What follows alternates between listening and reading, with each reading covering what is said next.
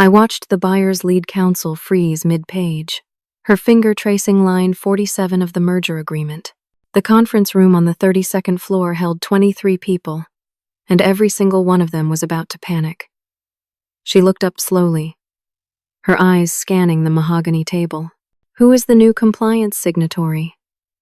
The question hung in the air like smoke. My ceramic mug slipped from my hand, coffee spreading across marble in slow motion. They had actually done it. They had fired me and forgot. But I need to back up. 3 weeks before that moment, I was sitting in my office at Hartwell Industries, our mid-sized manufacturing firm in Pittsburgh, reviewing due diligence documents for what was supposed to be the biggest deal in company history. The acquisition of Summit Materials, a company down in Tennessee, for $189 million. The deal would double our size overnight and make us a regional powerhouse in the industrial materials sector. I had worked at Hartwell for 6 years. 6 years of building our compliance department from absolutely nothing. When I started, I was 34 years old, fresh off a previous corporate job that had left me hungry to prove myself. I was methodical, thorough, maybe a little too dedicated according to some people. But that dedication had kept us clean through multiple regulatory audits and saved the company from at least 2 major legal problems that would have cost millions. That Tuesday morning, I was deep in Summit's environmental compliance records when something caught my attention. Actually, it was what I wasn't seeing that worried me. There were gaps, missing EPA inspection reports for their Nashville facility, holes in their hazardous waste disposal documentation, references to something called remediation projects with absolutely no follow-up details about what had been remediated or why. I printed out the concerning pages and requested an immediate meeting with Bradley Winters, our chief financial officer. Bradley was in his 50s, ambitious in that particular way that makes men dangerous when they want something badly enough. He had been pushing this Summit acquisition for 18 months. Talking about it constantly, building his entire reputation around making this deal happen. His assistant squeezed me in at 2 that afternoon. I walked into his corner office with my folder of flagged documents, already knowing this conversation was going to be difficult. Bradley, I need to talk to you about Summit's environmental compliance. He barely looked up from his computer screen. We've done our homework, June. Summit passed environmental review. The review was surface level, I said, setting the documents on his desk. Look at these gaps. Missing inspection reports. No documentation for waste disposal for an entire 18-month period. References to remediation with no details about what was remediated. Bradley finally looked at the papers, but his expression told me he wasn't really seeing them. Summit's been in business for 37 years. They know how to handle environmental compliance. I need 3 more weeks to dig deeper, I said. 3 weeks to do a proper review before we sign anything. That's when Bradley exploded. He stood up so fast his chair rolled backward into the window. 3 weeks? The signing is in 3 weeks. This deal has been 18 months in the making. We have investors lined up. The board has approved. The press release is written. Bradley, if there are hidden environmental liabilities, they become our liabilities the second the merger closes. We could be looking at cleanup costs in the tens of millions. He leaned across his desk, and I could see a vein pulsing in his temple. Compliance is a cost center, June. You don't generate revenue. You don't bring in deals. You're a checkbox. A box that has already been checked by outside consultants who said everything is fine. Those consultants spent 4 days on site. 4 days. I'm telling you there's something wrong here. And I'm telling you your role in this merger is concluded. His voice went cold. That particular kind of corporate cold. That means decisions have already been made. Effective immediately, you're being placed on administrative leave until further notice. Your access to merger documents is revoked. You have 2 hours to clear your desk. The words hit me like ice water. You're firing me. We're restructuring compliance after the merger closes. We'll be bringing in Martin Shaw, a consultant with extensive merger experience. He'll handle the final compliance sign-offs. Bradley pressed his intercom.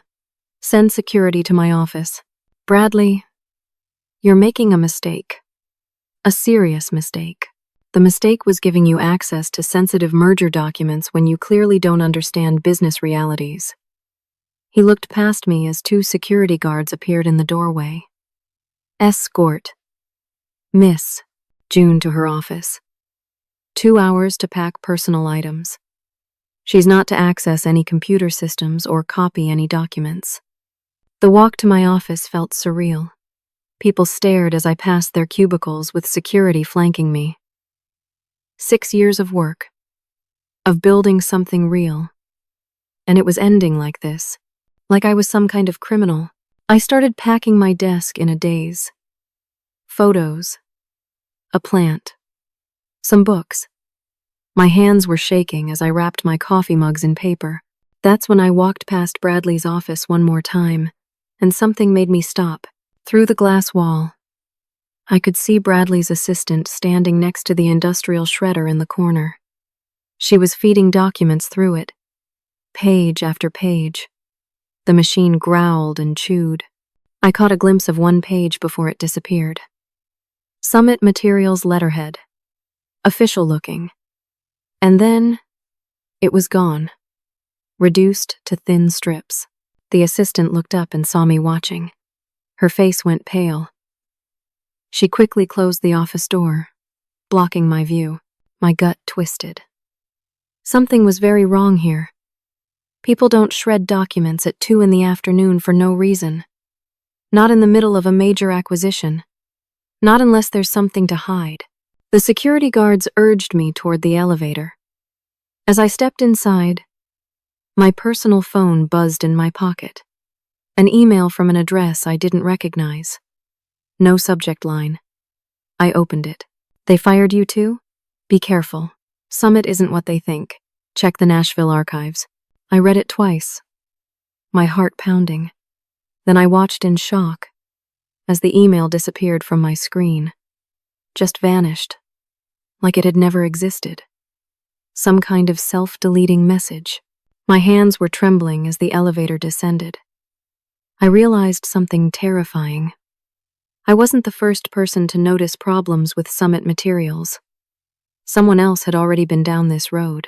Someone who had also been fired for asking questions. The elevator doors opened to the parking garage. The security guards waited until I got into my car and drove away. In my rearview mirror, I watched Hartwell Industries disappear. 6 years of my life. Gone. And somewhere in that building, documents were being destroyed and a fraud was being covered up. I didn't know it then. But that was just the beginning. The real nightmare was still 3 weeks away, waiting for me in a conference room on the 32nd floor. Which brings me back to that conference room. The signing. The moment my coffee mug hit the floor and shattered, sending brown liquid spreading across white marble. Patricia Hammond, the buyer's lead counsel, was holding the merger agreement like it might explode. She was a sharp woman in her late 40s, the kind who built her career by finding problems before they became disasters. Right now, she had found a big problem. The compliance certification pages require an active compliance officer's signature, she said, her voice cutting through the stunned silence. The preliminary certifications submitted 3 weeks ago show June's signature and title. But according to the information we received this morning, June is no longer employed by Hartwell Industries. Bradley Winters went pale. Actually pale. Like someone had drained the blood from his face. Douglas Rafferty, our CEO, was a traditional corporate type in his early 60s who had spent his entire career avoiding confrontation. Now he was staring at Bradley like he was seeing him for the first time. Bradley, what is she talking about? Martin Shaw handled the compliance, Bradley stammered. Martin signed off on everything. Patricia flipped through the document. I don't see Martin Shaw's name anywhere on these certifications. I see June's signature. June's title. June's certification that she personally reviewed Summit Materials' environmental compliance, workplace safety, and financial records. She looked directly at me. Did you sign these documents? Every eye in the room turned to me. I was still standing near the credenza where I'd been pouring coffee. 18 lawyers, 6 executives from Hartwell, 4 from Summit, and multiple board members, all staring. I need to see those documents, I said quietly. Douglas grabbed them from Patricia and thrust them at me. June, please tell me you signed these. I took the papers with shaking hands. There were 5 separate compliance certifications, each one bearing my signature, my name typed beneath, my title, my certification that I had personally reviewed and approved various aspects of Summit's operations. The dates made my blood run cold. 2 of them were dated from last week, 1 from 9 days ago. I had been fired 3 weeks ago. I did not sign these documents, I said, my voice steady despite the panic rising in my chest. These signatures are forgeries. I was terminated 3 weeks before these dates. I never reviewed Summit's environmental compliance. I never completed workplace safety review. I never certified any of this. The room erupted. Everyone started talking at once. On the video screen, the Summit Materials executives were shouting. Warren Pike, their CEO, an aggressive man in his late 50s with a face like weathered stone, was jabbing his finger at the camera. This is unacceptable. We have a signed agreement. Patricia Hammond held up one hand, silencing everyone with the authority of someone who had commanded boardrooms for 20 years. If these certifications are forged, this merger cannot proceed. The legal liability alone would be staggering, not to mention the securities fraud implications. Where is Martin Shaw? Douglas demanded, looking around the room like Martin might materialize. He called in sick this morning. Bradley's assistant offered from the doorway. Food poisoning. How convenient, Patricia said dryly. Warren Pike's face filled the video screen. We have a contract. We have a signed agreement. Hartwell Industries will honor this deal, or pay the breakup fee. $12 million. Douglas Rafferty looked like he was aging in real time. $12 million. The breakup fee. The cost of walking away from this disaster. We need June to verify the preliminary certifications, Patricia said. Or we need new certifications from a current compliance officer with proper signature authority. Those are the only 2 options that allow this merger to proceed. Douglas turned to me, and I could see desperation in his eyes. June, please, come back. We need you. Name your price. I should have said no. I should have walked out right then. But 6 years of professional integrity wouldn't let me watch a major business deal collapse without at least understanding what was happening. I need 30 minutes to review all the documents privately. Patricia nodded. That's reasonable. She turned to Douglas.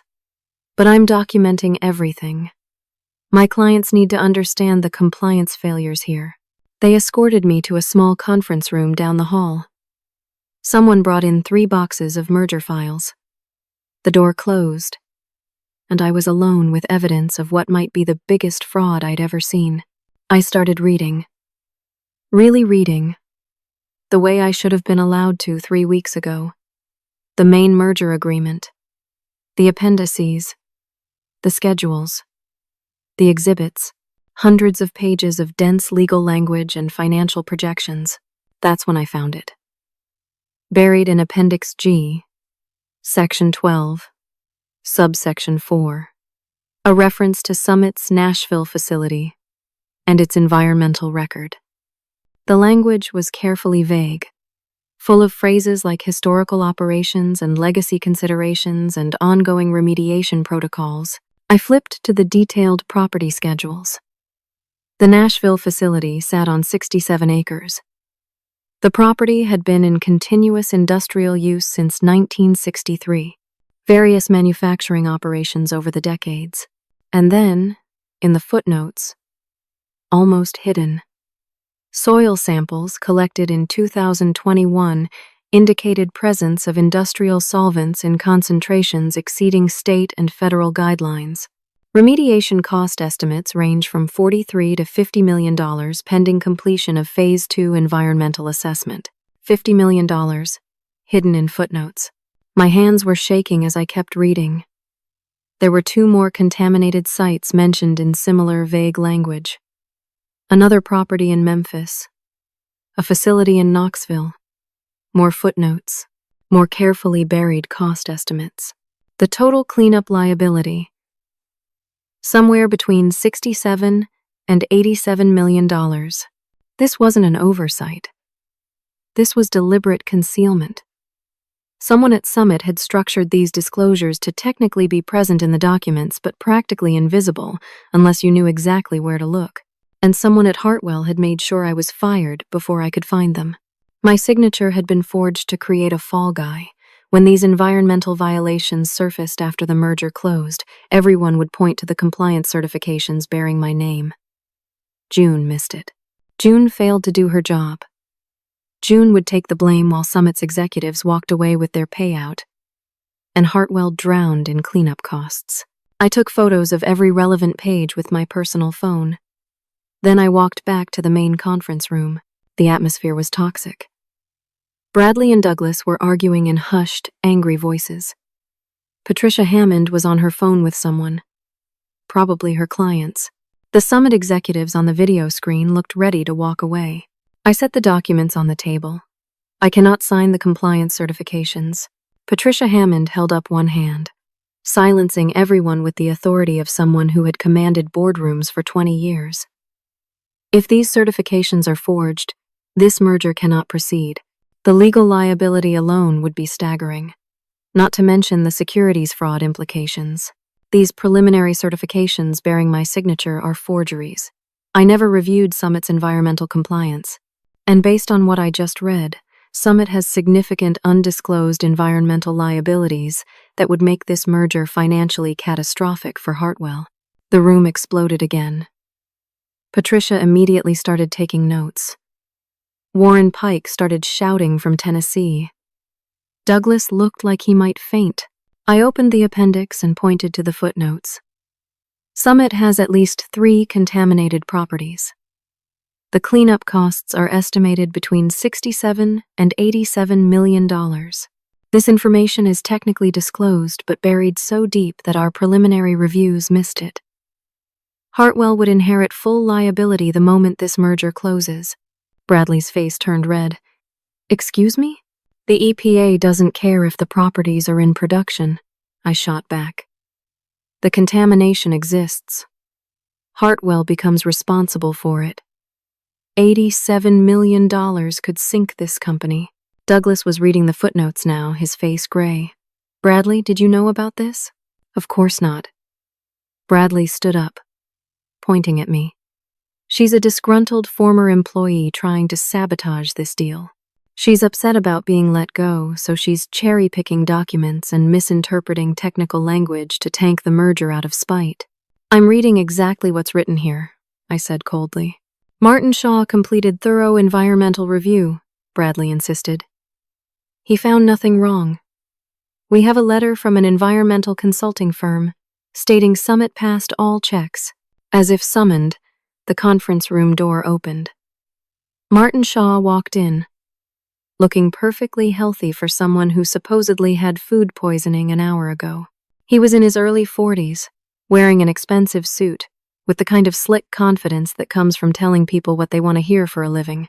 Sorry I'm late, Martin said smoothly. Feeling much better. I understand there's some confusion about compliance certifications. He pulled a folder from his briefcase. I have a letter here from Apex Environmental Consulting, dated 1 week ago, certifying that Summit Materials passed comprehensive environmental review. I'm prepared to sign all necessary compliance documents immediately. Patricia Hammond took the letter, read it carefully. She looked skeptical but couldn't prove anything wrong. Warren Pike seized the moment. We have a deal. We have outside expert certification. Sign the papers or pay the $12 million breakup fee. Those are your options. Douglas Rafferty looked at me, then at Bradley, then at the Summit executives on the screen. I could see him calculating the cost of walking away versus the risk of undisclosed liabilities, the pressure from 18 months of work, the expectations of his board. June, he said quietly, I appreciate your input, but we have outside experts who've cleared everything. We're proceeding with the merger. Martin will handle the final certifications. You're making a catastrophic mistake, I said. That contamination will cost you a minimum of $50 million. Probably more, Bradley signaled to security. The same 2 guards from 3 weeks ago appeared in the doorway. June, you need to leave, Douglas said, not meeting my eyes. This isn't your concern anymore. As the guards moved toward me, I grabbed my phone and my bag. When this falls apart, remember I warned you. All of you. They escorted me to the hallway. But Bradley followed us out, waiting until we were away from the conference room before getting in my face.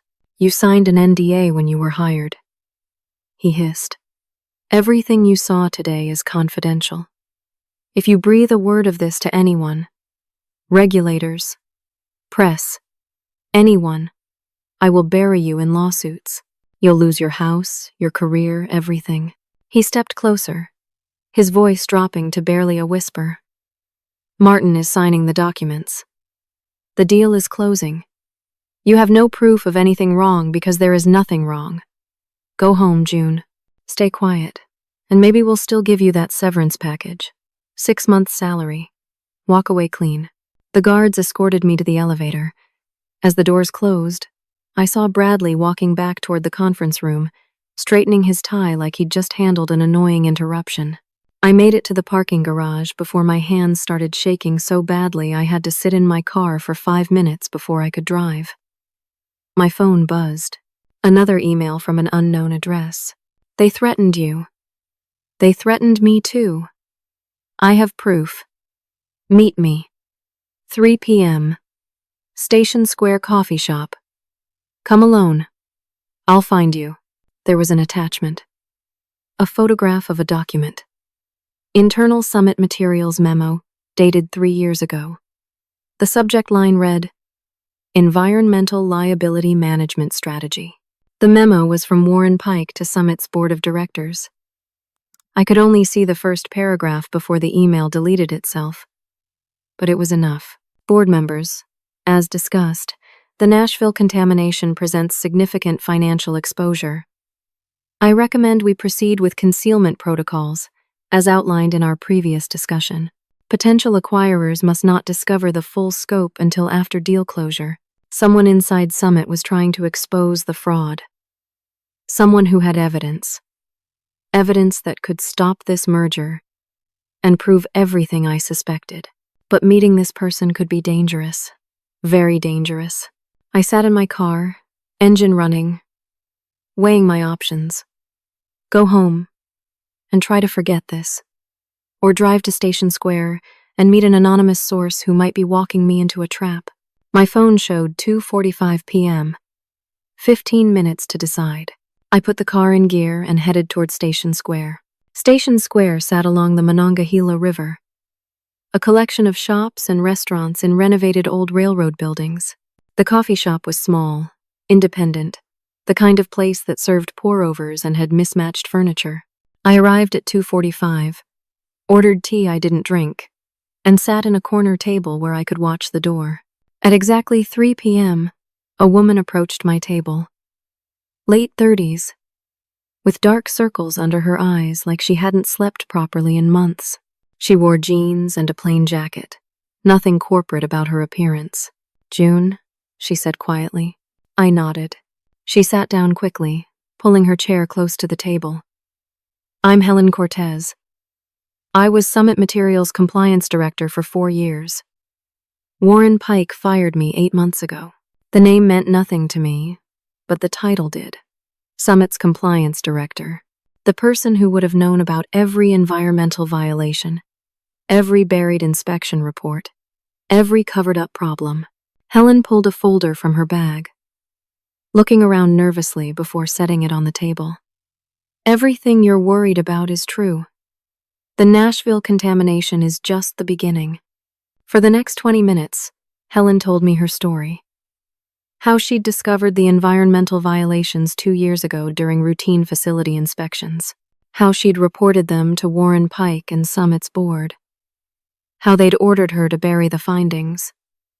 When she refused, they marginalized her, excluded her from meetings, stripped away her responsibilities. Then they brought in outside consultants, paid to produce clean reports. Apex Environmental? I asked. Helen nodded bitterly. Apex will find whatever you pay them to find. They spent 2 days at our Nashville facility, interviewed no one, tested nothing, and produced a glowing report, $35,000 fee. Why didn't you go to the EPA? I tried. 8 months ago, right before they fired me, I filed an internal report with our Environmental Health and Safety Committee, stating that we were in violation of multiple federal regulations and that management was deliberately concealing it. 3 days later, I was terminated for performance issues. They gave me a settlement, made me sign an NDA, and paid me $60,000 to disappear. But you kept documentation. I kept everything. Helen opened the folder. Inside were printouts of emails, internal memos, inspection reports, photographs. The Nashville contamination is worse than anything in Hartwell's due diligence documents. There are 3 sites, not 1. The soil contamination goes down at least 12 feet. In some areas, TCE, PCE, benzene, heavy metals. The groundwater is affected. The cleanup won't be 50 million. It'll be 87 million. Maybe more. She pulled out more documents. And Summit has been hiding it through shell companies. They formed subsidiary corporations to hold the contaminated properties, keeping the liability technically off Summit's main books. But the second Hartwell acquires Summit, they acquire all those subsidiaries and all that liability. Warren Pike knew about this when he started negotiating the merger. Warren Pike orchestrated it. Helen showed me an email chain. Look at these. From 18 months ago, right when the Hartwell talks started. Warren explicitly told our CFO to minimize environmental disclosures. He said, and I quote, "Let them discover it after closing. By then, it's their problem, not ours." I felt sick. They're setting Hartwell up to take the fall for 87 million in cleanup costs, at minimum. And there's more. Helen pulled out financial records. Summit has been bribing local environmental inspectors in Tennessee. Cash payments, disguised as consulting fees. That's federal crime territory. And your compliance officer or whoever signed those certifications will be personally liable for missing it. They forged my signature, I said. I never signed anything. They fired me 3 weeks ago specifically to prevent me from finding this. Helen closed her eyes. Then they did to you exactly what they did to me. We sat in silence for a moment. Then I said, we need to take this to the SEC and EPA. Immediately. Today. Right now. Helen's face filled with fear. I signed an NDA. If I violate it, Summit will sue me for breach of contract. I'll lose everything. My house, my savings, everything. You're protected as a whistleblower under federal law. Both of us are we? Because 8 months ago I thought the same thing. I thought if I just told the truth, someone would protect me. Instead, I got fired, blacklisted in the industry, and threatened with lawsuits. I can't afford another legal battle, June. I just can't. I understood her fear. I was feeling it too. But I also knew that if we did nothing, Hartwell would complete this merger, discover the contamination, and face financial ruin. And Bradley and Warren and everyone involved in the fraud would walk away rich while good people lost their jobs. Helen, If we don't stop this, they'll do it again. To someone else. Another company. Another victim. We have to fight back. She looked at me for a long moment, then nodded slowly. Okay. But we do this right. We document everything. We go to federal regulators, not state. And we move fast, before they can silence us. We agreed to meet the next morning at 8 a.m. Helen would bring all her documentation. We'd go together to the SEC field office in Pittsburgh and file a formal complaint. Then to the EPA. Then, if necessary, to the FBI. We left the coffee shop separately. I waited 5 minutes, then walked to my car in the parking lot. That's when 3 men in suits stepped out from behind a van. Helen Cortez, the lead man said, even though he was looking at me. You're in violation of your settlement agreement with Summit Materials. Helen, who had been walking 20 feet ahead of me, froze. The men weren't talking to me. They were Summit's lawyers, and they'd been following Helen. We have witnesses, the lawyer continued, pulling out his phone and showing Helen a photograph. It was a picture of Helen and me sitting in the coffee shop. Documents spread on the table. You've been sharing confidential proprietary information with third parties in violation of your NDA. Summit Materials will be filing suit for breach of contract tomorrow morning. Estimated damages, $500,000. Helen's face went white. The lawyer turned to me. And you must be June. We understand you've been making defamatory statements about Summit Materials to third parties. That's also actionable. He handed both of us cease and desist letters. Formal legal documents, professionally prepared, threatening immediate lawsuits if either of us contacted regulators or shared any information about Summit. Your lawyers will be in touch, the lead attorney said. Then they walked away, leaving us standing in the parking lot holding papers that could destroy our lives. Helen looked at me, tears in her eyes. I can't do this. I can't afford this. I'm sorry, June. I'm so sorry, but I can't help you. She got in her car and drove away before I could respond. I sat in my own car, shaking. They'd been watching Helen, probably for months. And now they knew about me, knew about our meeting, knew we were planning to go to the regulators. My phone rang. Bradley Winters. I warned you, June. His voice was smooth, almost pleasant. We know you met with Helen Cortez. We know what you're planning. It won't work. How did you know about the meeting? He laughed. You're predictable. We've been monitoring Helen for months, ever since she filed that internal complaint. We knew she'd eventually approach someone. When you got fired, we knew she'd come to you. All we had to do was wait. You had us followed. We protected our interests. Here's what's going to happen now. The merger closes tomorrow morning at 9 a.m. Martin Shaw has signed all necessary documents. Everything is legal and proper. If you or Helen attempt to contact regulators, we will unleash our legal teams on you. We'll sue you for corporate espionage, theft of trade secrets, breach of NDA, defamation, and anything else we can think of. You'll spend the next 5 years in court and lose everything you own. Your house, your savings, your reputation, your career, everything. You're covering up fraud. We're completing a legitimate business transaction. You're a disgruntled former employee with a grudge. Who do you think regulators will believe? Go home, June. Stay quiet. Move on with your life. Because if you fight this, you will lose. I guarantee it. He hung up. I sat there for 10 minutes, trying to stop shaking. Then I checked my email. There was a formal letter from Hartwell Industries' legal department. Amanda Preston had signed it.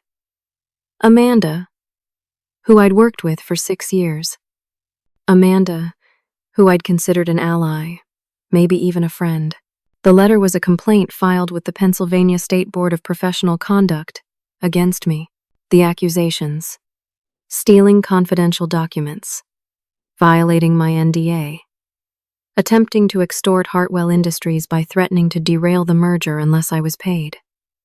The letter included evidence, security footage of me photographing documents in the conference room, emails I'd sent to Bradley questioning the merger, taken completely out of context, witness statements from Bradley and Martin claiming I'd demanded money to stay quiet. All of it was lies, or twisted truth presented as lies. But it looked terrible. It looked like exactly what they were claiming. A disgruntled employee trying to sabotage her former employer. My phone rang again. Helen, sobbing. They're going to sue me. My lawyer says I can't help you. The NDA is ironclad. If I testify or provide documents, I'll lose everything. I'm sorry, June. I'm so sorry. But I have to protect myself. I can't fight them. Helen, wait. She hung up. I was alone. Helen had backed out. I had no allies, no support. And tomorrow morning at 9 a.m., the merger would close. Bradley and Warren would win. The fraud would succeed. And I would be destroyed. I drove home in a daze. My small house in the suburbs felt like a prison. I poured a glass of wine I didn't drink and sat on my couch, staring at nothing. Everything I'd built over 6 years was gone. My job, my reputation, my professional relationships. And now I was facing potential lawsuits, ethics complaints, and complete financial ruin, all because I'd tried to do the right thing. The worst part was knowing they were going to get away with it. Tomorrow at 9 a.m., papers would be signed. $189 million would change hands. And 6 months from now, when the environmental contamination was finally discovered, everyone would blame me. The compliance officer who missed it.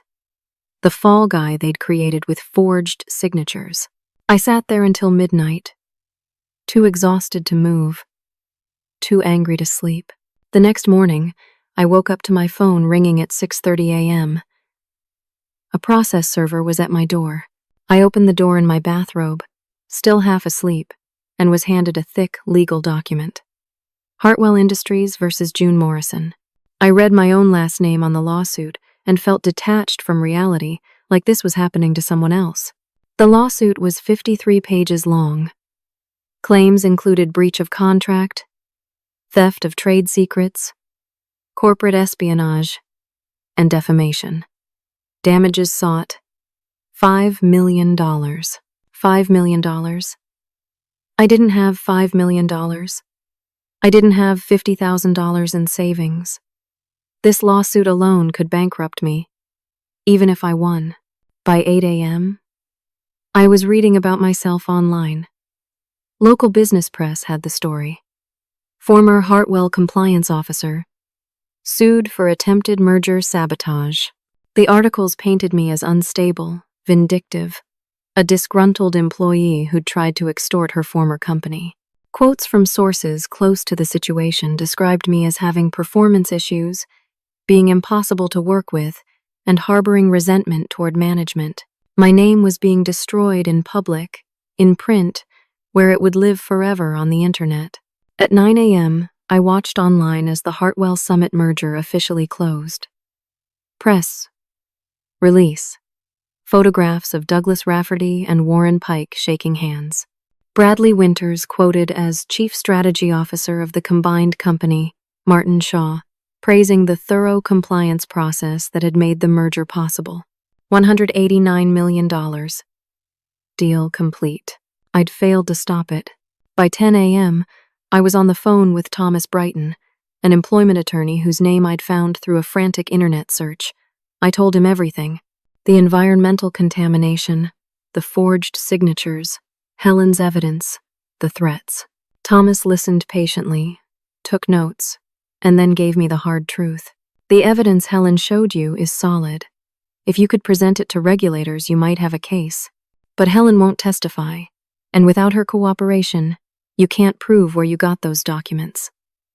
More importantly, Hartwell filed complaints against you first.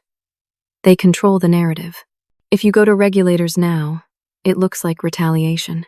But the evidence proves fraud. Maybe. But it also proves you violated your NDA by meeting with Helen and sharing confidential information. You're not clean here, June. A federal investigation could take years. And meanwhile, Hartwell will bankrupt you with legal fees. He leaned back in his chair. My honest advice? Settle. Accept a gag order. Take whatever severance they offer. Walk away and try to rebuild your life quietly. I can't do that. Then you need to prepare for war and understand that you'll probably lose. I left his office feeling hollowed out. I sat in my car for an hour, trying to decide what to do. Finally, I went home and did the only thing I could think of. I filed a complaint with the SEC, a detailed, formal complaint describing the environmental fraud, the forged signatures, the concealed liabilities. I attached every photo I'd taken, every piece of evidence I had. Then I waited. 3 days passed. Then a week. No response from the SEC. I called twice, left messages. Nothing. 2 weeks after the merger closed, I received another visit. This time, it was FBI agents, Special Agent Sarah Liu and Agent David Cross. They showed me their badges and asked if they could come inside. Are you June Morrison? Agent Liu asked. Yes. Miss Morrison, you're under investigation for violations of the Computer Fraud and Abuse Act and the Economic Espionage Act. The words didn't make sense at first. Computer fraud? Economic espionage? I don't understand. Agent Cross opened his briefcase and pulled out documents. Miss Morrison, we have evidence that after your termination from Hartwell Industries, you illegally accessed their computer systems and downloaded confidential merger documents. You then allegedly shared these documents with Helen Cortez, a consultant working for a competing firm, with the intent to damage both Hartwell and Summit Materials. That's insane. I never hacked anything. I haven't touched their systems since I was fired. Agent Liu showed me printouts. Server logs. Login attempts to Hartwell's document management system, coming from my home IP address. Timestamps showing file downloads. Dates showing this happened after my termination. This is all fabricated, I said, my voice rising. Someone created false evidence. The digital forensics are clear, Agent Liu said. We have timestamps, IP addresses, server logs from Hartwell's IT department. These are federal crimes.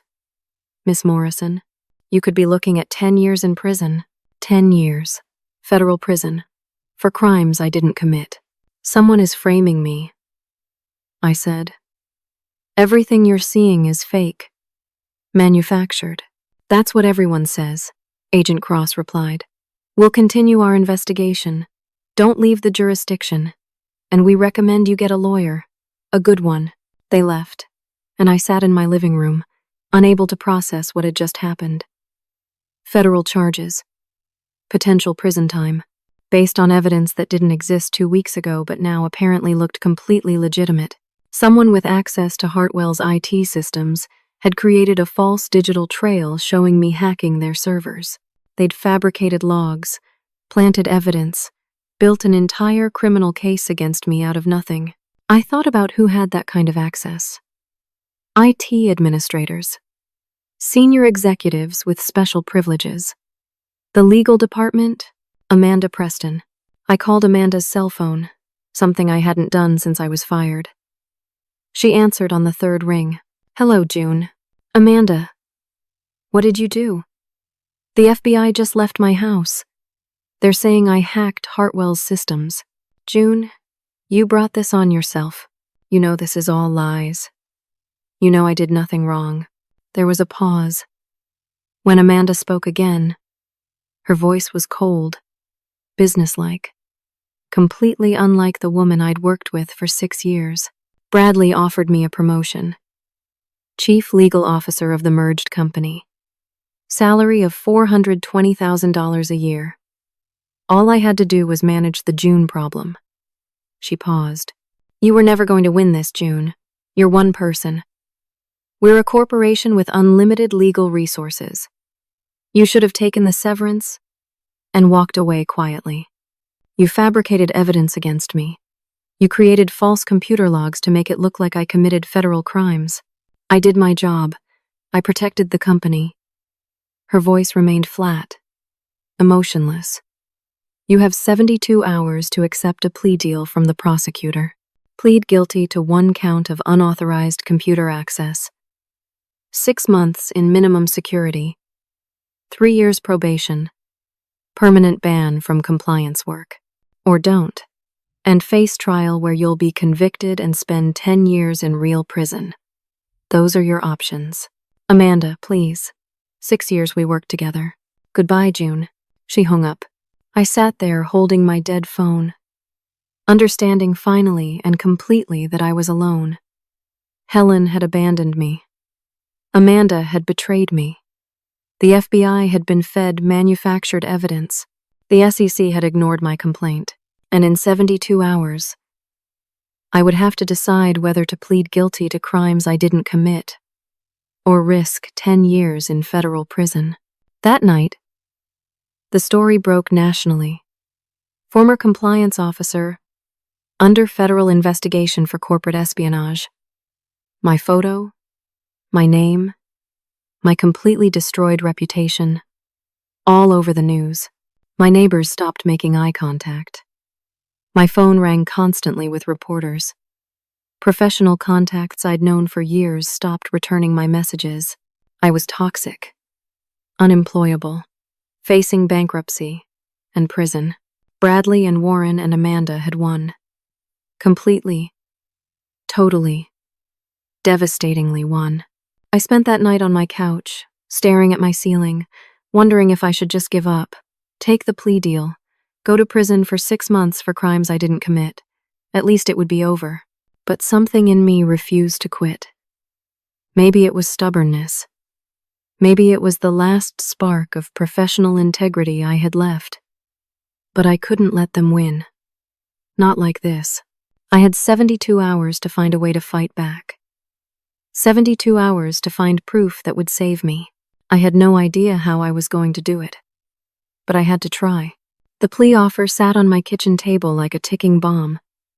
6 months in federal prison. 3 years probation. Permanent ban from ever working in compliance again. All for crimes I didn't commit. My lawyer, Thomas Brighton, urged me to take it. June, the evidence against you looks solid. I've seen the server logs. They're convincing. A jury will believe them. If you go to trial and lose, you're looking at 10 years minimum. 6 months is manageable. You could rebuild after that. I didn't do anything wrong. The prosecutor doesn't care. Neither will a jury. Take the deal. But something in me couldn't accept it. Taking that plea meant admitting guilt. It meant letting them win. It meant the rest of my life. I'd be a convicted felon who tried to sabotage a corporate merger. I had 72 hours to find another option. So I did something possibly stupid, definitely desperate. I hired a forensic IT consultant with the last of my savings, Kevin Marsh, early 30s. Former security researcher who'd testified as an expert witness in federal cybercrime cases. I showed him everything. The FBI's evidence. The server logs claiming I'd hacked Hartwell's systems. The timestamps showing file downloads from my home IP address. Kevin studied the documents for 2 days. I barely slept, living on coffee and anxiety, watching the deadline tick closer. On the morning of day 3, Kevin called me. June, these logs are forgeries. Relief flooded through me. You can prove it? The forgeries are sophisticated. Whoever made them knew what they were doing. But they made mistakes.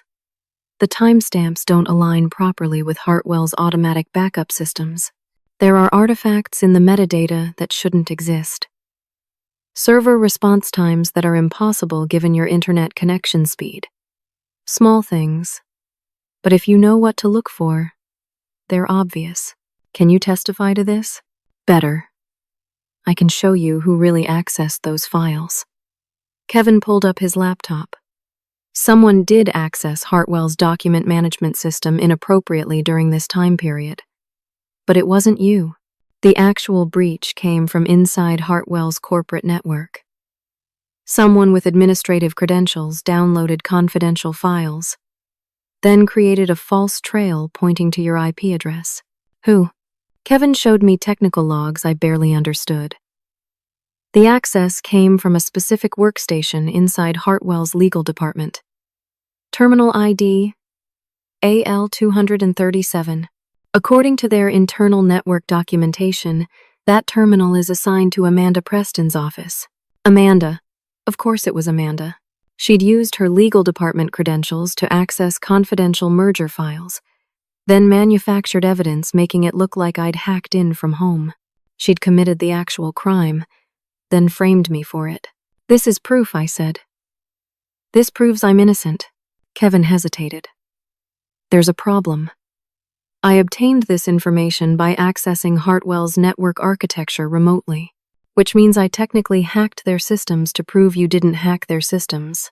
So your evidence is inadmissible, and I could be prosecuted if we present it. But June, this proves you're innocent. Someone needs to see this. We sat in my kitchen, looking at proof I was innocent that I couldn't use without destroying the person who'd helped me. I'm willing to take that risk, Kevin said quietly. What they did to you is wrong. Really wrong. I'll testify. I'll present the evidence. Whatever consequences come from that, I'll handle them. I wanted to hug him. This stranger who barely knew me was willing to risk criminal prosecution to help prove my innocence. Let me talk to my lawyer, I said. But before I could call Thomas, my phone rang. A number I didn't recognize. Miss Morrison? This is Patricia Chen with the Securities and Exchange Commission. My heart jumped. Yes? We've been reviewing your complaint regarding the Hartwell Summit merger. We'd like to meet with you. Today, if possible.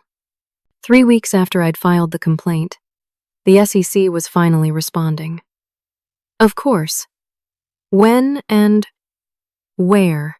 Our Pittsburgh field office. 2 p.m. Come alone, please. I arrived at the SEC office at 1:45, nervous and hopeful. Patricia Chen turned out to be a serious woman in her 40s with sharp eyes and a no-nonsense demeanor. She led me to a conference room where another agent was waiting. Miss Morrison, thank you for coming. We need to discuss your complaint and the allegations you've made against Hartwell Industries and Summit Materials. I can prove everything I alleged. I have evidence.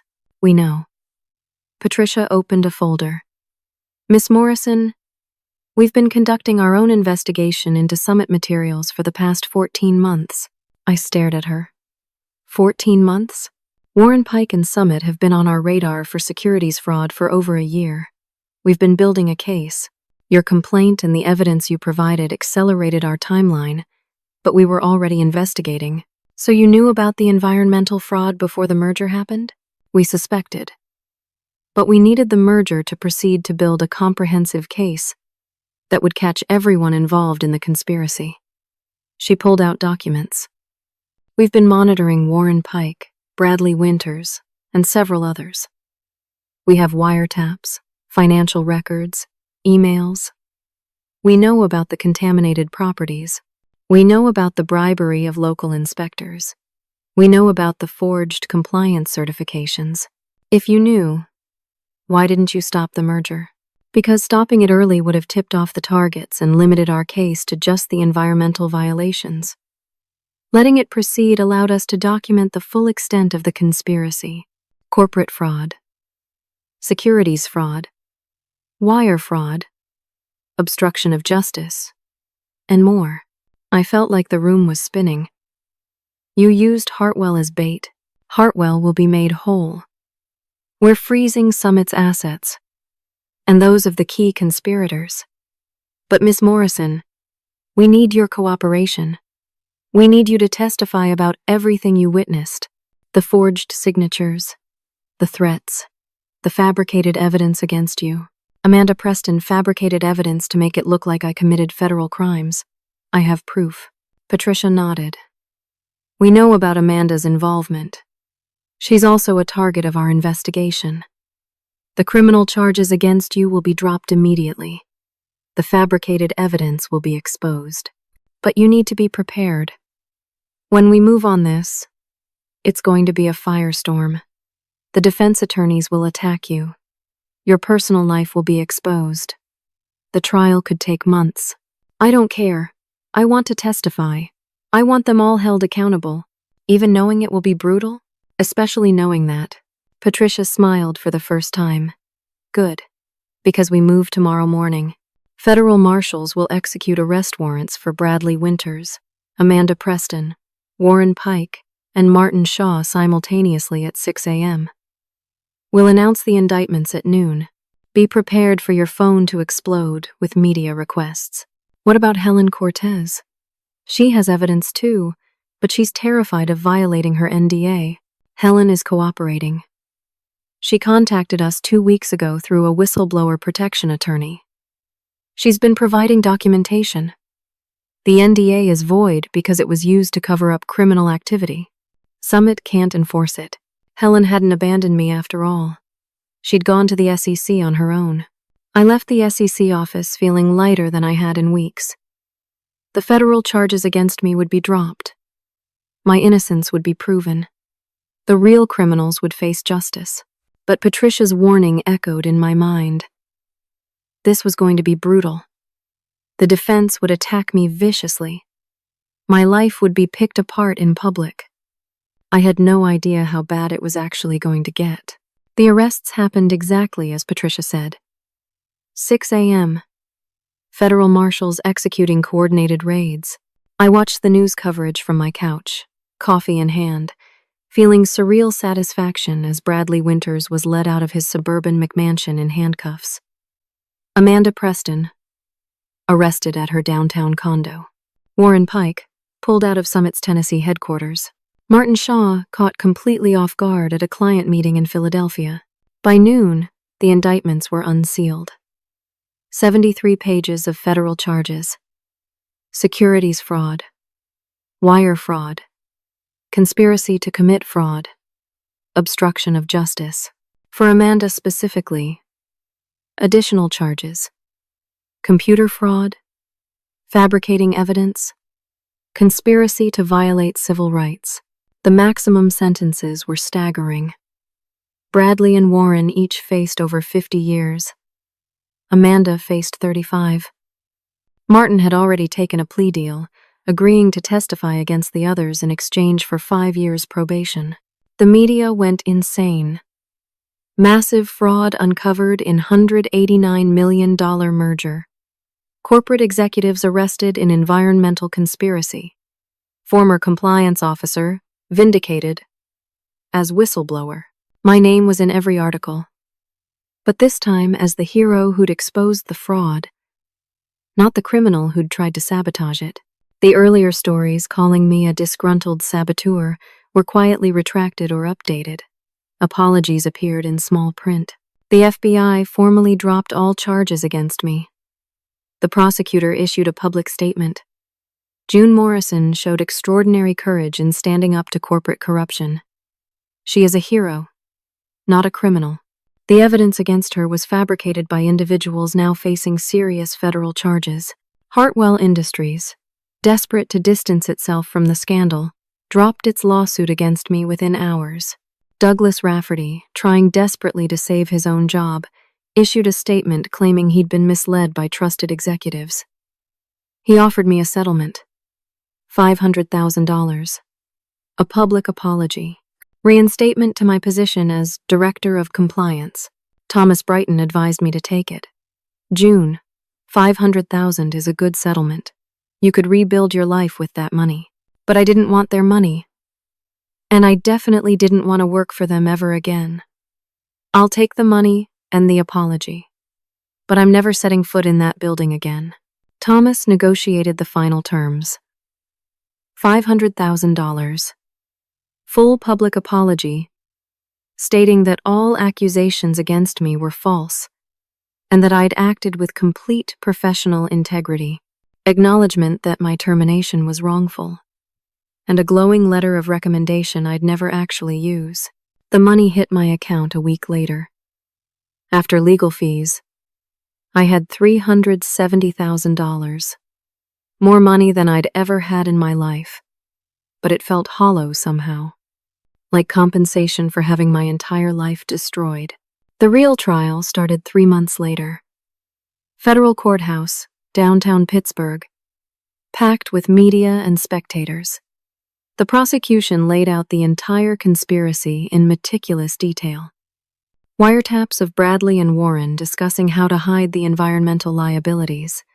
Emails between Amanda and Martin coordinating the forged compliance certifications.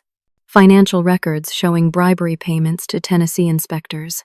Helen testified, looking terrified but determined. She presented internal summit documents showing Warren Pike had explicitly ordered the concealment of environmental violations. She explained how she'd been fired for refusing to participate in the fraud. Kevin Marsh testified about Amanda's fabrication of computer evidence. He walked the jury through the technical details of how she'd created false server logs to frame me for hacking crimes I didn't commit. And then it was my turn.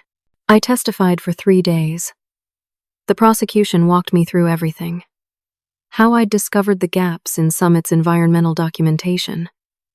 How I'd been fired when I'd asked for more time to investigate.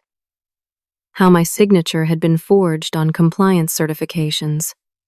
The threats from Bradley. The meeting with Helen. The cease and desist letters. The fabricated criminal charges. All of it. The defense attorneys attacked me exactly as Patricia had warned. They tried to paint me as vindictive, attention-seeking, someone with a grudge against successful executives. They suggested I'd manufactured evidence to get revenge for being fired. They implied I'd somehow orchestrated the entire investigation to make myself look like a hero, but the prosecution had wiretaps.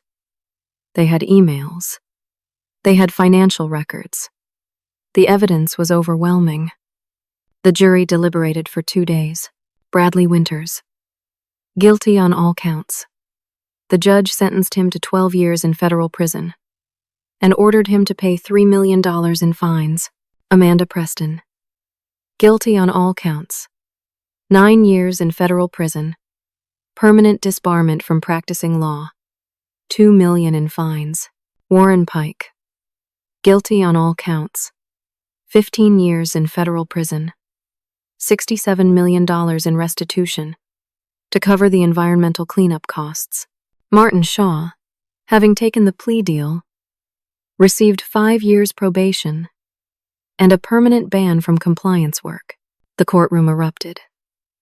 Some people cheered. Some cried. I just sat there, feeling numb. Justice had been served. The criminals were going to prison. My name was cleared, but it didn't feel like victory. It felt like survival. The corporate fallout was massive.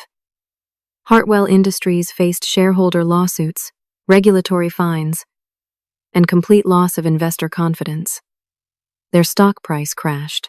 Douglas Rafferty was fired by the board 3 days after the verdicts. The company brought in a complete new management team to try to salvage what was left.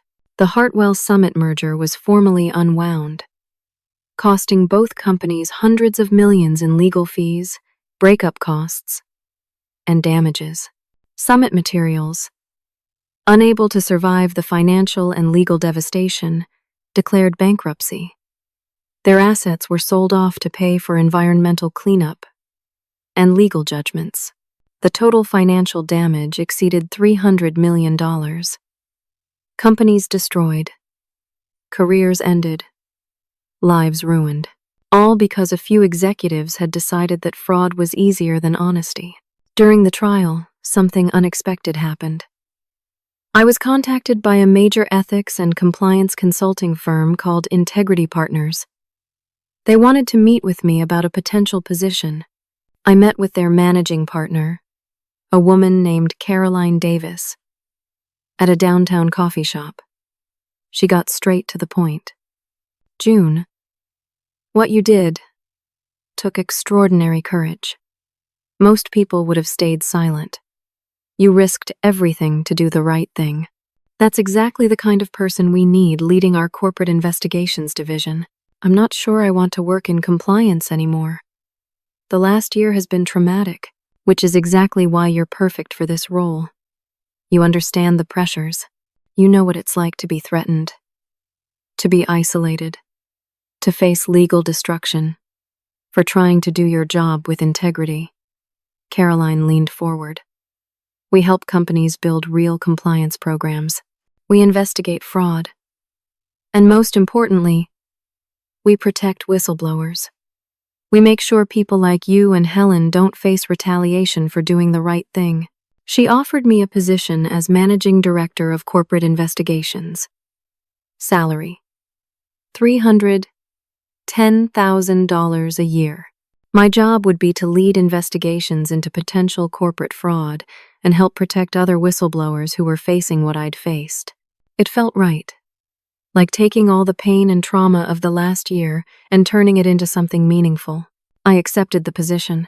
1 year after the trial, I sat in my office at Integrity Partners, looking out over the Pittsburgh skyline.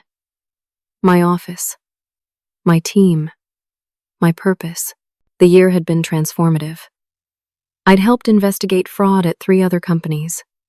We'd protected 5 whistleblowers from retaliation.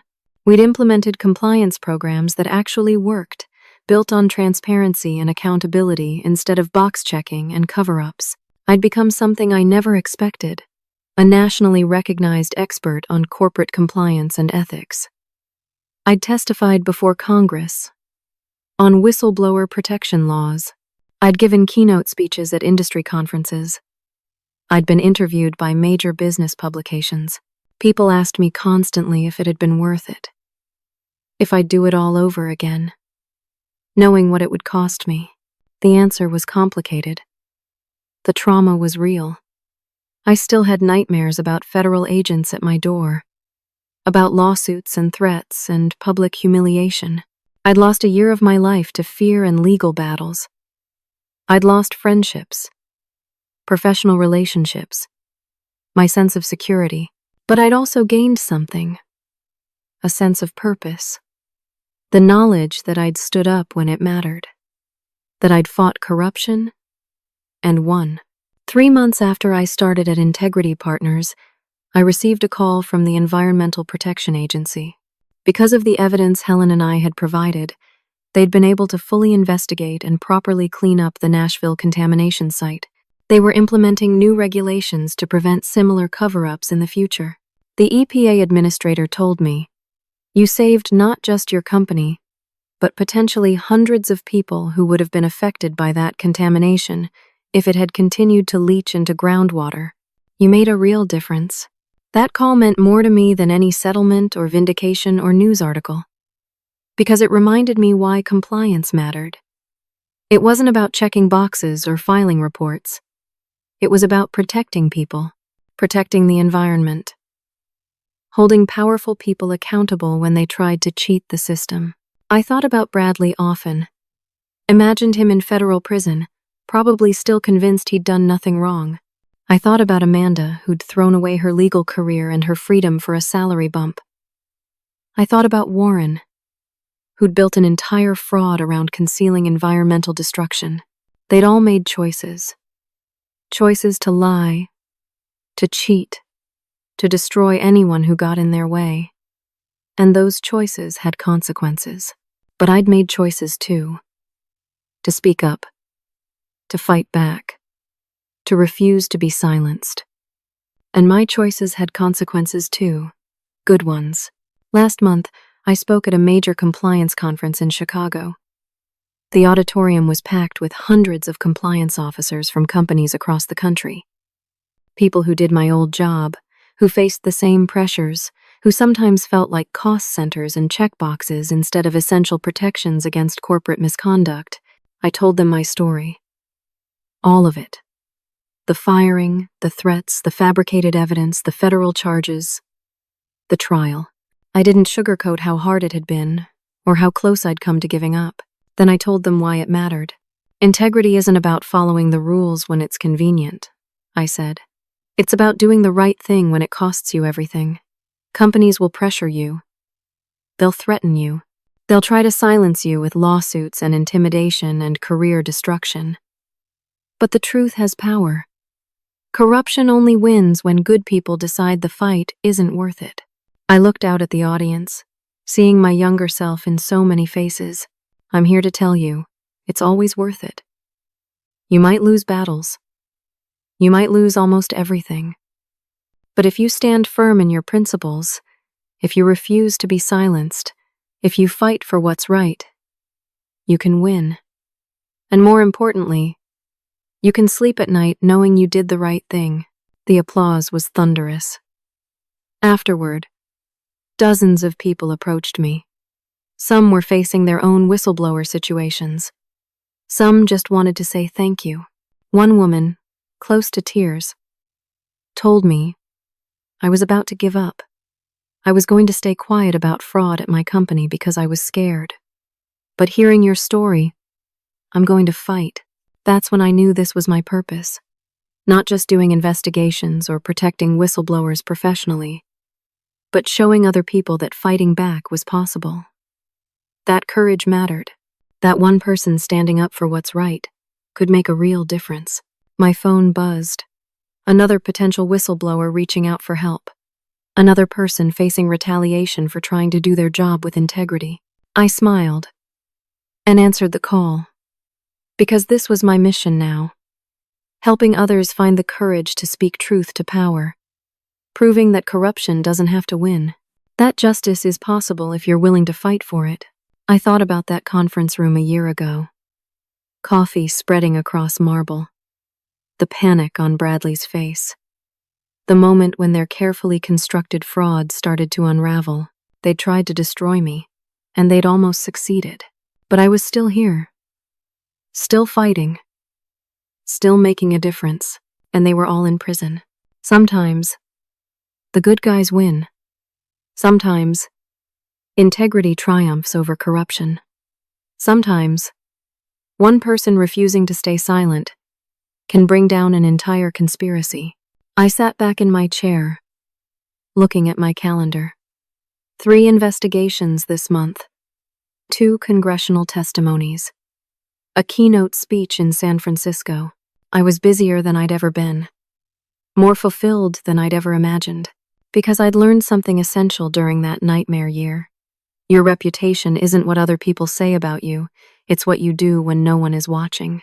It's the choices you make when the easy path is to stay silent, and the hard path is to speak up. I'd chosen the hard path, and it had cost me everything before giving me back something better. A sense of purpose. A career that mattered. The knowledge that I'd stood up for what was right when it would have been so much easier to look away. The Nashville site was being cleaned up properly. New whistleblower protections were being implemented because of congressional testimony I'd helped provide. 3 companies had fixed serious compliance problems because of investigations I'd led. 5 whistleblowers had been protected from retaliation because of work my team had done. That was my legacy. Not the lawsuit or the trial or the scandal, but the positive change that had come from refusing to be silenced. I thought about something my mother used to tell me when I was young. Do the right thing, even when no one is watching. Especially when no one is watching. I'd done the right thing when powerful people were trying to stop me. When I was terrified and alone and facing destruction, I'd done it anyway. And that made all the difference. So let me ask you something.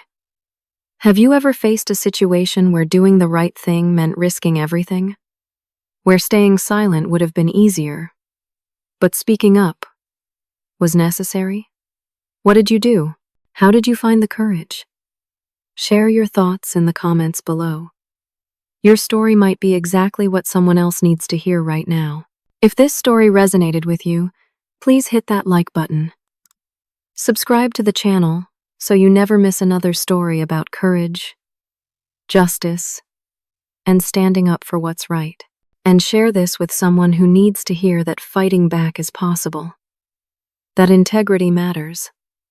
That one person can make a difference. Thank you for listening to my story. Thank you for caring about justice and accountability.